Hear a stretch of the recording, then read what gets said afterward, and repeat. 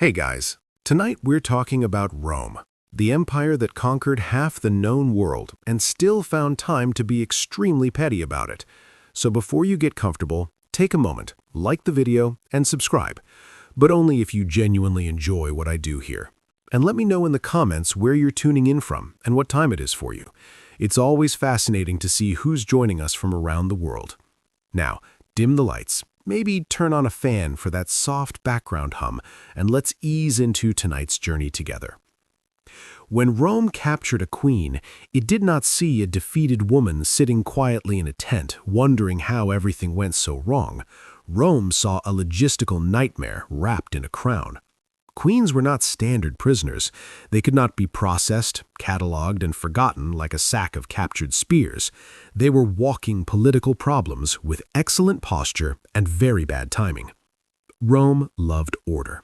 Rome loved hierarchy. Rome loved rules. And a captured queen broke several of them just by existing. She had ruled, she had commanded armies, people had obeyed her willingly, which already made her suspicious. Worse still, she had done all of this without Roman permission, paperwork, or supervision. Frankly, the audacity. To Rome, a queen was not dangerous because she could fight. She was dangerous because people believed in her. Soldiers obey orders. Followers believe. Belief is much harder to kill, and Rome preferred not to leave unfinished business lying around. This is why Rome didn't treat queens like ordinary captives. A regular prisoner could be sold, enslaved, or executed without much thought. A queen required meetings, discussions, someone inevitably saying, "We can't just kill her, people are watching." Rome was many things, but subtle without an audience was not one of them. Rome also had a talent for turning personal tragedy into public education. A captured queen was a gift. Not to her, obviously, but to the empire's messaging department. She could be displayed, paraded, whispered about, and pointed at. Rome could say, without speaking a word, "This is what happens when you try ruling on your own." And Rome loved a good visual. A queen stripped of power but kept alive was far more effective than a corpse. A dead queen could become a martyr. A living, humiliated queen became a warning label with legs. There was also the issue of ego. Rome did not like being challenged, and it especially disliked being challenged by someone who wore a crown and didn't answer to a Roman man with a clipboard. The punishment had to be thorough, it had to be humiliating, and it had to be memorable. So from the moment a queen was captured, her fate was no longer about justice, mercy, or even revenge. It became a performance review conducted by an empire with excellent attendance. She was no longer a ruler. She was a lesson. Rome liked power arranged neatly. Power flowed upward, stopped at Rome, and did not ask questions. Anything outside that structure made Romans uncomfortable, and nothing made them more uncomfortable than a rival ruler who appeared to be doing just fine without Roman supervision. Kings were annoying but familiar. Rome had been dealing with kings for centuries. They were predictable. They argued, negotiated, paid tributes, and eventually lost wars in an orderly fashion. Queens, however, introduced an additional layer of discomfort. Not because Rome had never seen powerful women, it absolutely had, but because a queen ruling independently broke several unspoken rules at once. A ruling queen suggested that authority did not require Roman approval, Roman bloodlines, or Roman institutions. Even worse, it suggested that loyalty could exist outside Rome's carefully managed ecosystem. From a Roman perspective, this was not rebellion, this was ideological contamination. Rome did not officially say, "We dislike female rulers." Rome was far too sophisticated for that. Instead, Roman writers quietly framed queens as unnatural, excessive, emotional, or dangerously charismatic. Anything that suggested their rule was an anomaly rather than a legitimate system. This was less about gender and more about control. Rome disliked anyone who made ruling look achievable without them. And let's be honest, Rome also hated competition.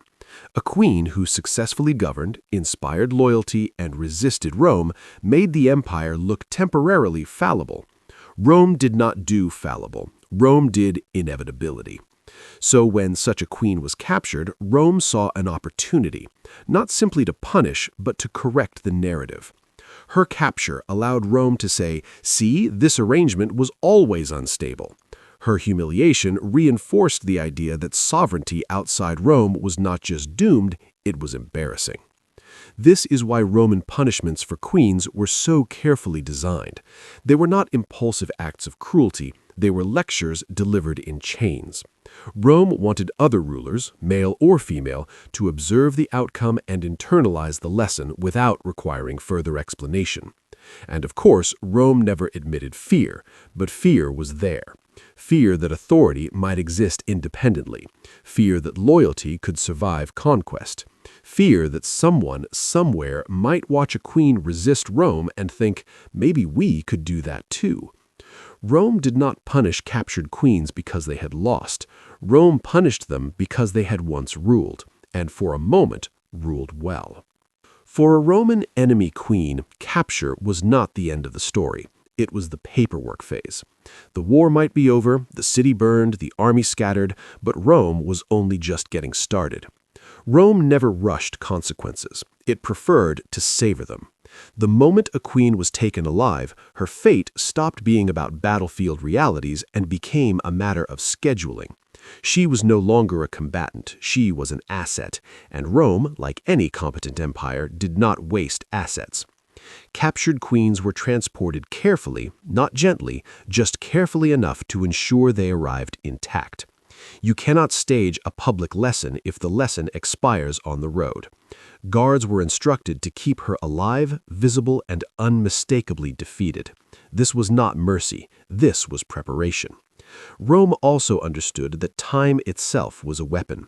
Weeks or months might pass between capture and public punishment. During that silence, rumors spread. Did she survive? Was she executed? Was she being paraded through Roman streets? Uncertainty did the work of fear long before chains ever clinked. Meanwhile, Roman officials debated what role she would play. Would she be marched into triumph? Kept alive as leverage? Quietly erased later? Rome loved options. A captured queen gave the empire flexibility, and Rome valued flexibility almost as much as it valued making examples. For the queen herself, this waiting period was its own punishment. No information, no timeline, no control.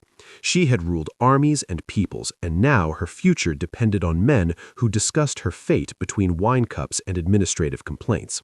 It was power stripped down to its absence. Rome had learned through experience that immediate executions created martyrs. Martyrs inspired songs, stories, and inconvenient rebellions. Rome preferred something colder. A living queen held in limbo sent a stronger message. Resistance does not end quickly and does not end cleanly. This period also allowed Rome to dismantle her identity. Titles were ignored, royal status was treated as irrelevant. She was referred to not as a ruler, but as the woman, the captive, or the barbarian. Language mattered. Rome was already rewriting her story before the public ever saw her. By the time the queen reappeared, whether in chains or in silence, she was no longer presented as a leader who had challenged Rome. She was presented as proof that challenging Rome was a terrible long-term plan. Capture was not the conclusion. It was the setup. To modern ears, a triumph sounds pleasant, something involving applause, smiles, and maybe a tasteful speech. Rome's triumph was none of those things. It was a victory parade designed by people who believed humiliation was a public service. A triumph was Rome's way of turning conquest into theater.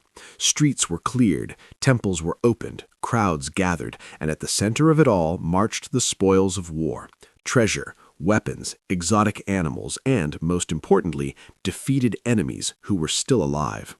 For a captured queen, the triumph was not an honor. It was the most carefully choreographed insult imaginable.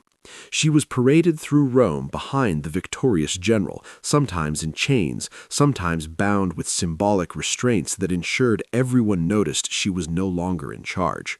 The crowd did not need instructions. They understood their role immediately. This was the part where you stare, whisper, laugh, and remember that Rome wins.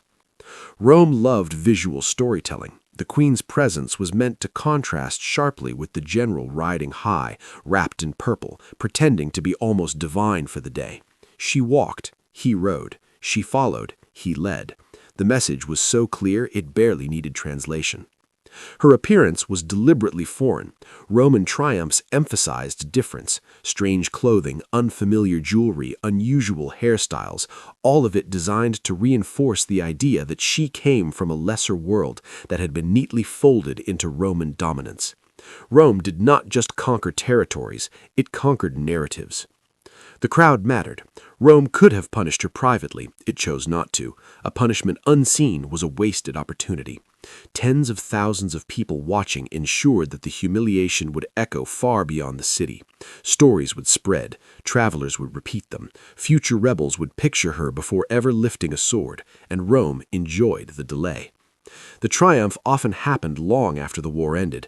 By then, the queen had been waiting, aware of what was coming, but powerless to stop it. Anticipation sharpened the cruelty. Rome did not shout during triumphs. It did not need to. Silence, chains, and contrast did all the work. The queen's role was simple: exist as living evidence of Roman inevitability. By the time the triumph ended, the lesson had already been delivered. Everything that followed was just administration. Rome understood something fundamental about power. You don't just defeat an enemy, you redesign how they are seen. And nothing reshapes perception faster than clothing. For a captured queen, what she wore during her punishment was never accidental. It was costume design for an empire that treated humiliation like a fine art. Queens who had once appeared in royal robes heavy with symbolism and authority were stripped of everything that made them look like rulers. Their clothing during a triumph was chosen carefully, exotic enough to mark them as foreign, elaborate enough to draw attention, and unfamiliar enough to invite mockery. Rome wanted the crowd to see difference first, dignity second, and humanity somewhere much later. This was not about comfort, it was about contrast. Roman spectators were meant to compare the defeated queen's appearance to the victorious general towering above her in ceremonial purple. One embodied order and civilization, the other embodied chaos that had been corrected. Rome loved a visual metaphor it didn't have to explain. Even jewelry mattered. Items that once signaled power were reduced to curiosities. Necklaces became trophies. Crowns became props. Sometimes queens were allowed to wear symbols of their former status, not out of respect, but because seeing authority emptied of power was more satisfying than seeing it removed entirely. Rome believed humiliation worked best when it reminded everyone what had been lost, and the crowd noticed everything. Whispers traveled fast. Comments were made. Comparisons followed. She ruled them, someone would say, looking her up and down. Rome relied on that reaction. The empire outsourced part of its punishment to public opinion. There was also a deeper message hidden in the fabric. By emphasizing foreignness, Rome reinforced the idea that this queen had never truly belonged in the world of power. Her rule was framed as a strange anomaly rather than a legitimate system. Rome didn't say she was unfit to rule, it let her clothing suggest it. For the queen herself, the effect was devastating. Clothing is identity. To be forced into garments that redefined you in front of thousands was to have your past rewritten in real time. She was no longer seen as a ruler who lost a war. She was seen as a spectacle who never should have ruled at all. Rome didn't need words. The fabric did the talking. If Rome wanted to make a point absolutely unmistakable, it added children. Not as an accident, not as collateral damage, as a feature. When captured queens were paraded in triumphs, they were sometimes forced to appear alongside their children. This was not done out of cruelty alone, although cruelty was very much present, but of calculation. Rome understood that nothing communicates total victory like demonstrating control over the future. A queen without heirs could still inspire rebellion. A queen whose children stood beside her in chains, that was finality with a bow on top. To Roman spectators, the message was devastatingly clear. Not only had Rome defeated the ruler, it had neutralized the bloodline. No avengers waiting in the wings, no rightful heirs growing up beyond Rome's reach. The story ended here, in the street, in front of everyone. Rome liked clean endings. The presence of children also softened the queen's image in a very specific way, not towards sympathy, but towards inevitability. A woman dragging her children through humiliation was no longer seen as a defiant leader. She was framed as a tragic figure whose resistance had failed not only herself, but those she depended on. Rome loved that framing. It transferred blame away from the empire and placed it squarely on the defeated ruler. And yes, it was deliberate. Roman audiences were not encouraged to think, how cruel. They were encouraged to think, this is what happens when you resist. For the queen, this was perhaps the sharpest edge of punishment. Authority stripped away is one thing. Watching your children become props in Rome's performance was another. Rome did not simply conquer lands. It invaded family bonds and repurposed them as warnings. The children themselves were not always killed. Some were absorbed into Roman households. Some disappeared into obscurity. Some were kept alive as insurance against future rebellions. Rome preferred leverage to bloodshed whenever possible.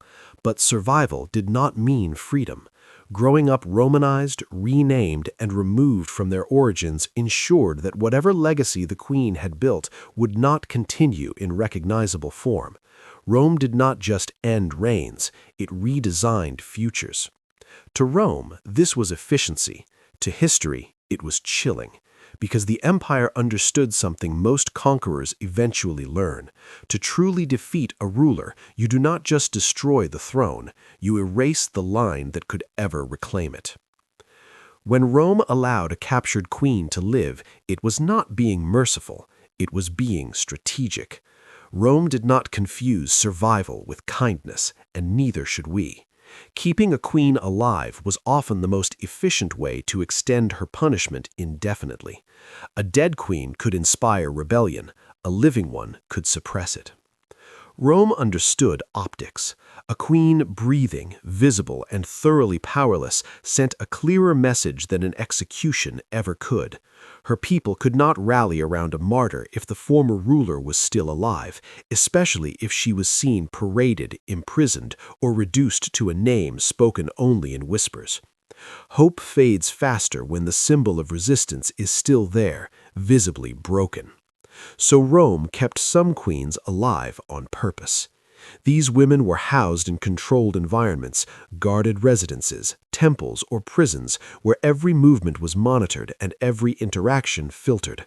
They were fed, clothed, and medically maintained just enough to remain functional. Think less honored captive and more carefully preserved warning sign. The cruelty was subtle, which made it effective. No crowds, no cheering, just endless days without power, purpose, or agency. Rome understood that rulers accustomed to command did not need chains to feel imprisoned. Silence worked just as well. From Rome's perspective, this was good governance. A living queen could be referenced in negotiations. Her existence could be mentioned casually to discourage uprisings. "You know she's still alive" was often enough to quiet ambitious leaders who remembered how her resistance ended. And if she stopped being useful, Rome was nothing if not adaptable. Survival also allowed Rome to reshape her story. Over time, the queen became less a ruler and more a rumor. Roman writers redefined her as misguided, reckless, or doomed by her own ambition. The longer she lived under Roman control, the easier it became to convince everyone that her rule had always been unstable. From the queen's perspective, survival was a slow dismantling. Each day erased another layer of identity. No court, no authority, no voice, just existence without influence. Rome didn't need to torture her physically. It let time do the work. Because for an empire obsessed with control, the most satisfying punishment wasn't death. It was watching power fade, one quiet day at a time. Roman imprisonment was not about iron bars and dramatic dungeon scenes. That would have been far too obvious. For captured queens, imprisonment was subtler and far more effective. Rome didn't just lock them away, it removed everything that had ever made them dangerous. A queen in captivity was not treated like a criminal. She was treated like an inconvenience that needed to be contained politely. She might live in a guarded villa, a temple complex, or a carefully monitored residence rather than a cell. From the outside, it could almost look comfortable, and that was the point. Rome understood that visible comfort softened outrage. A queen kept alive, fed, and housed allowed Rome to claim moral superiority while quietly dismantling her authority. No chains were needed when no one listened to her anymore. The true prison was isolation. Queens were separated from supporters, advisors, and anyone who might remind them of who they had once been. Communication was controlled, visitors were filtered, letters vanished mysteriously. Rome did not forbid contact outright, it simply made sure nothing meaningful survived the process. And then there was routine. Endless, dull, carefully structured routine. No decisions to make, no orders to give, no audience. For someone raised to command, routine was a form of psychological erosion. Each day stripped away another layer of relevance. Rome also understood the power of uncertainty. Queens were rarely told how long they would be held. Days blurred into months, months into years. The future existed only as a vague administrative possibility discussed somewhere far away by men who never intended to include her. Occasionally, a Roman official would visit, not to negotiate, not to threaten, just to observe, to remind her that Rome still remembered she existed and that Rome alone decided when she stopped existing. This was not mercy, it was management. Rome preferred queens alive but inert, visible but silent, remembered but powerless.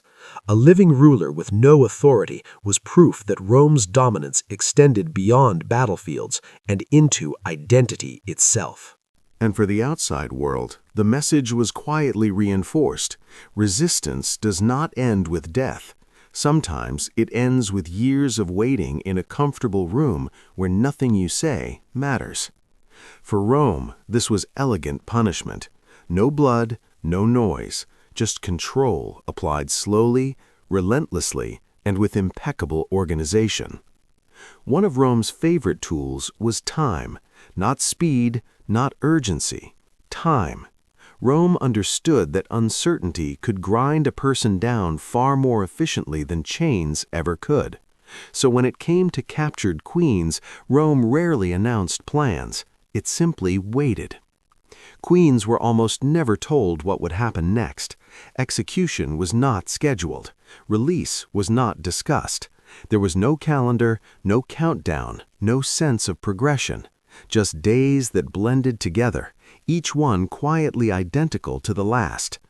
Rome believed clarity was a privilege, and defeated rulers had not earned it. From Rome's perspective, this was excellent policy.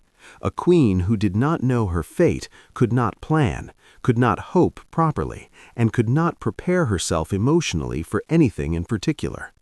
Hope without direction becomes anxiety, and anxiety is exhausting. Rome outsourced much of its punishment to the human mind. Some queens waited months, others waited years. A few waited long enough that their names faded from conversation, their rebellions reduced to footnotes, their existence remembered only by guards who rotated shifts and administrators who filed reports. Rome had patience. Empires always do. And Rome enjoyed flexibility. A living queen could be useful today and inconvenient tomorrow. If her former people stirred, her survival could be mentioned casually as reassurance or threat. If political winds shifted, her execution could be delayed indefinitely. Rome liked options. Certainty limited options. The uncertainty also worked outward. Other rulers heard rumors. She is still alive. No, she has been killed. No, she is in Rome. Confusion spread. Fear followed. Rome did not need to clarify. Ambiguity did the job beautifully. For the queen, this was perhaps the cruelest phase. She had already lost power. Now she lost time itself. Days passed without meaning, years dissolved without milestones. Waiting became existence. Rome didn't take her life, it took her future and refused to explain why. Occasionally hope returned, a new governor, a new emperor, a change in policy. Perhaps mercy would come. Rome allowed those thoughts to live just long enough to be crushed quietly by silence. Rome did not rush punishment because it did not need to. The empire had learned something profound. When you control the timeline, you control the person. And so the queen waited, and waited, and waited, because Rome believed the most effective punishment was not knowing when the story ended. Popular imagination likes its executions loud, theatrical, and soaked in spectacle. Rome, however, was a practical empire. When it came time to finally end a captured queen's life, drama was usually unnecessary. The performance had already happened. The lesson had been delivered. What remained was administration. Most executions of captured queens were deliberately private. No crowds, no speeches, no emotional closure. Rome had already used the queen as a symbol in triumphs, rumors, and years of captivity. There was no need to repeat the message. Repetition risked sympathy, and Rome disliked sympathy almost as much as rebellion. Execution, when it happened, was often handled inside prisons or controlled residences. Strangulation was common. It was efficient, quiet, and left no public remains to inspire devotion. Rome preferred methods that did not generate stories. A storyless death was a successful death. And timing mattered. Executions rarely took place immediately after capture. They were delayed until Rome had extracted every possible political benefit. The queen lived only as long as she was useful. Once she became irrelevant, the empire moved on with administrative calm.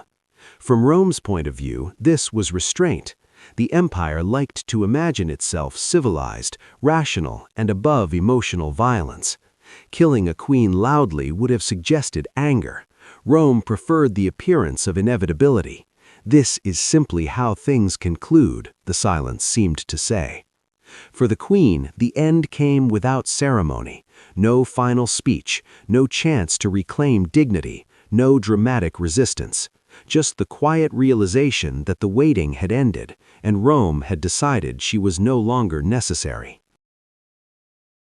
And for the world outside, the absence of drama mattered. There was no public execution to mark the moment, no clear ending, just silence, rumors, and eventual forgetting. Rome understood that forgetting was often more effective than fear. Execution was not Rome's grand finale, it was paperwork completed.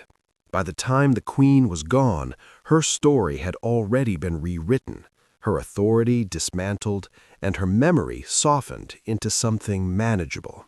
The empire did not need her alive or dead, it only needed her irrelevant. And when that condition was met, Rome closed the file. Rome liked to separate spectacle from consequence. The applause came first, the silence came later. By the time a captured queen was executed, the crowd had long gone home. The triumphal decorations had been taken down, and Rome had already moved on to its next victory. This timing was not accidental, it was policy.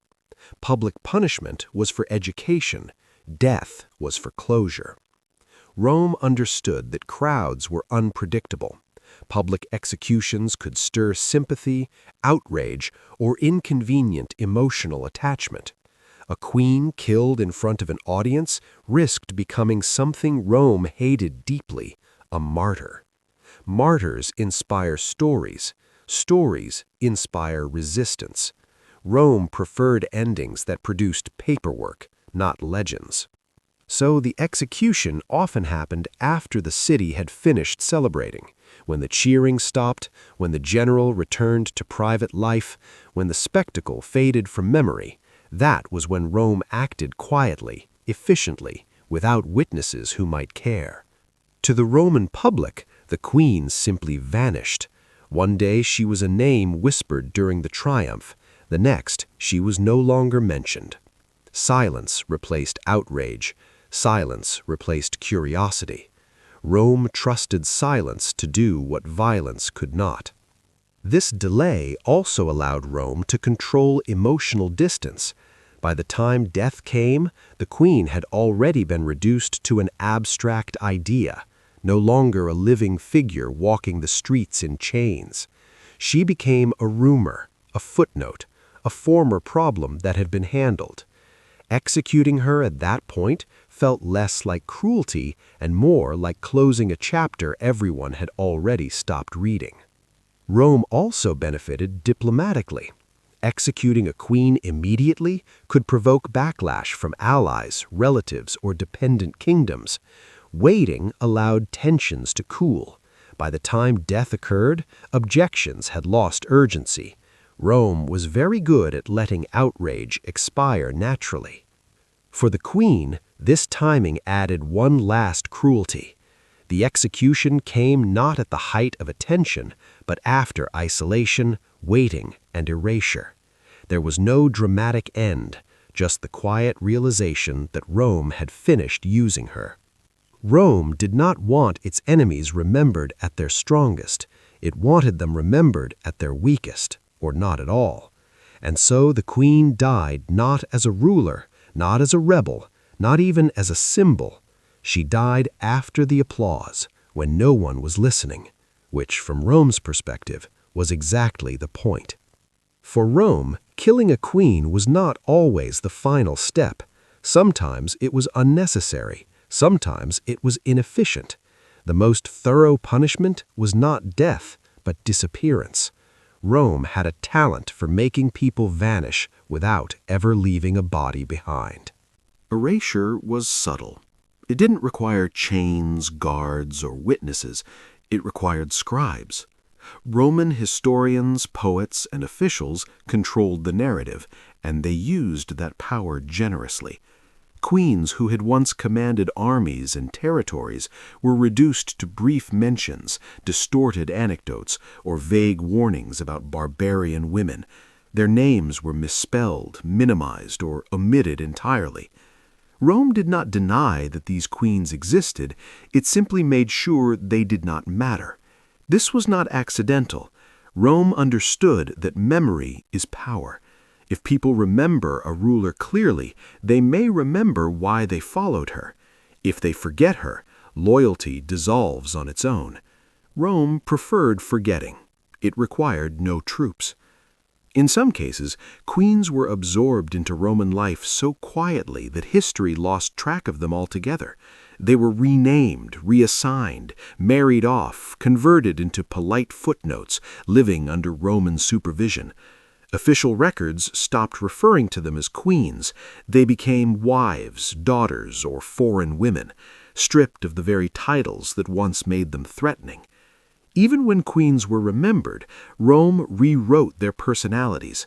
Leadership became arrogance, strategy became recklessness, resistance became madness.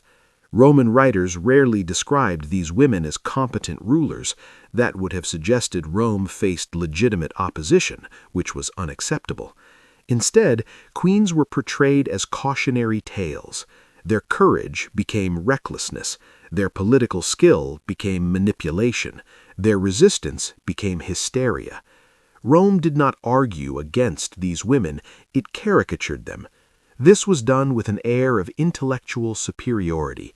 Roman authors presented themselves as calm, rational observers, describing irrational figures. The implication was clear. Rome was reason. Resistance was madness. If a queen fought back, it was not because she had strategic goals or popular support. It was because she was emotional, unstable, or doomed by her own ambition. The ancient equivalent of saying, this was never going to work anyway. Rome's version of history did not shout, it whispered. Over time, those whispers became accepted truth. And the most effective part? Rome made erasure look natural. Future generations assumed these queens were minor figures because Rome told the story that way. No monuments, no celebrations, no names carved in stone, just absence. For the queen, this punishment extended beyond death. Even her memory was no longer hers. She did not just lose her throne, her freedom, or her life. She lost her place in time.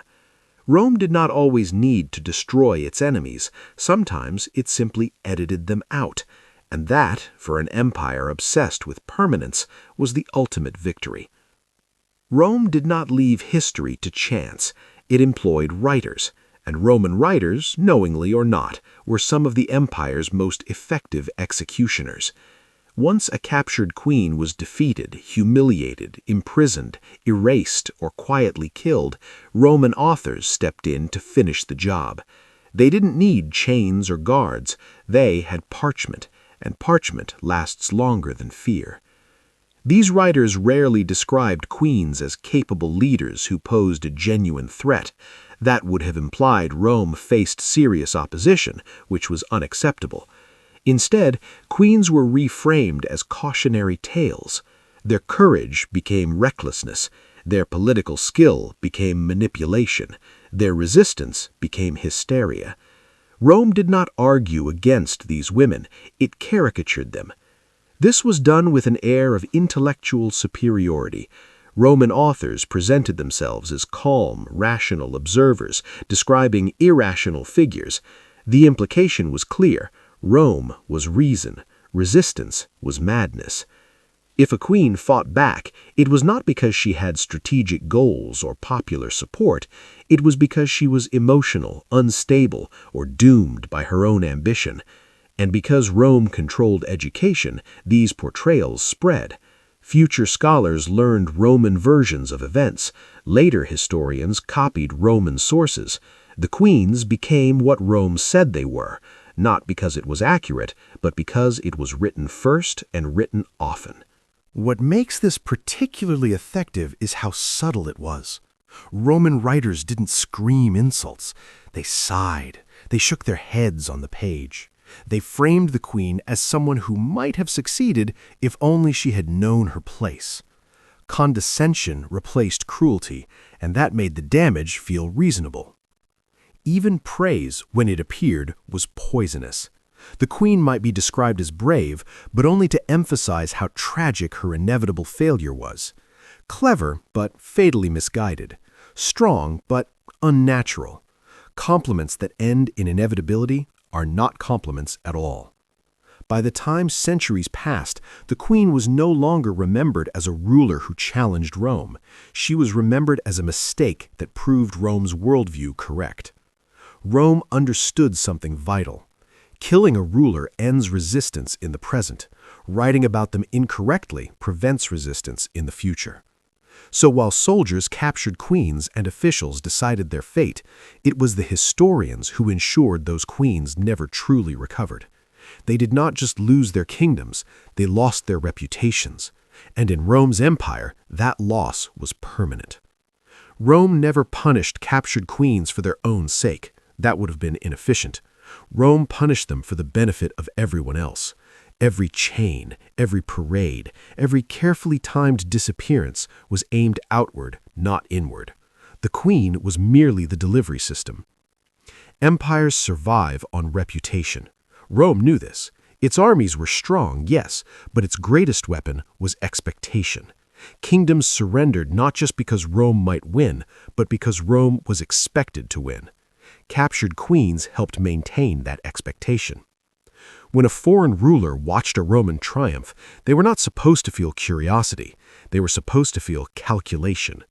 If I resist, they were meant to think, this is how it ends. Not quickly, not cleanly, but slowly, publicly, and with paperwork. Rome understood that fear works best when it looks organized. Random brutality creates chaos. Systematic punishment creates obedience. The fate of captured queens was not improvised cruelty. It was policy dressed up as inevitability. The message was especially pointed toward other rulers with influence. Rome wanted them to see that status offered no protection. Royal blood did not grant mercy. Titles did not negotiate better outcomes. In fact, they made punishment worse. The higher you stood, the longer Rome took dismantling you. And the message traveled. Merchants carried stories. Diplomats whispered details. Roman writers embroidered the narrative just enough to make resistance sound foolish. Rome did not need to threaten anyone directly. It let the example speak. There was also a quiet warning aimed at Rome's own allies. Loyalty was rewarded, but independence was not. A queen who stepped outside Roman authority, even briefly, risked becoming a cautionary tale. Cooperation looked safer by comparison. Rome rarely said, "Obey us." It said, "Look what happened to her." And perhaps the most chilling part is how normalized this became. Over time, the punishment of captured queens stopped feeling extraordinary. It became expected. When another ruler fell, people didn't ask what Rome would do. They asked how long it would take. Rome succeeded because it made domination feel predictable, and predictability feels permanent. So when Rome punished captured queens, it wasn't acting out of cruelty alone. It was maintaining an image, one that stretched far beyond the empire's borders and long past the queen's lifetime. She suffered, but the lesson was never meant for her. In the end, Rome did not punish captured queens because they were weak. Rome punished them because they were dangerous, even after defeat. A queen represented an idea Rome could never fully control, authority that did not originate in Rome and did not require Roman approval. Empires can tolerate enemies. They can tolerate rebels. What they struggle with are alternatives. A ruling queen embodied the uncomfortable possibility that power could exist outside Rome's carefully managed hierarchy. She had ruled without Roman law, Roman gods, Roman armies, or Roman paperwork. People had followed her willingly. That fact alone was unsettling enough to warrant correction. Rome was not insecure, but it was thorough. It did not like loose ends, unresolved symbols, or lingering doubts. A captured queen was all three. Leaving her untreated, unprocessed, or insufficiently humiliated risked inspiring the wrong conclusions. Rome preferred its lessons unmistakable, so it dismantled queens piece by piece.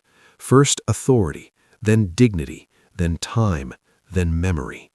Rome did not rush. It did not need to. It had centuries to reinforce the same message over and over again.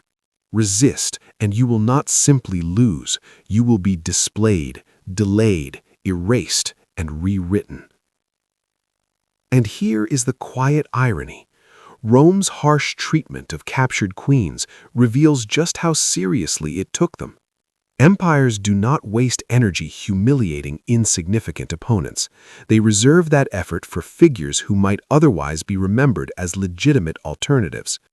Queens were punished so carefully because they mattered. Even Rome's historians betrayed this fear.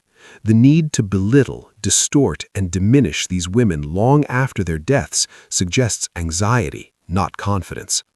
Rome wanted future generations to believe these queens were inevitable failures, not leaders who nearly succeeded. And yet, we still talk about them. Despite Rome's best efforts, their stories survived, fragmented, distorted, incomplete, but alive. Each remembered queen represents a crack in Rome's narrative of inevitability. Proof that resistance once existed and was strong enough to worry the most powerful empire of its time. Rome won the wars, Rome controlled the records, but Rome never fully controlled memory. And perhaps that is the final failure. Because an empire that fears how its enemies might be remembered reveals something deeply human beneath all that marble and law. Even Rome was afraid of being challenged.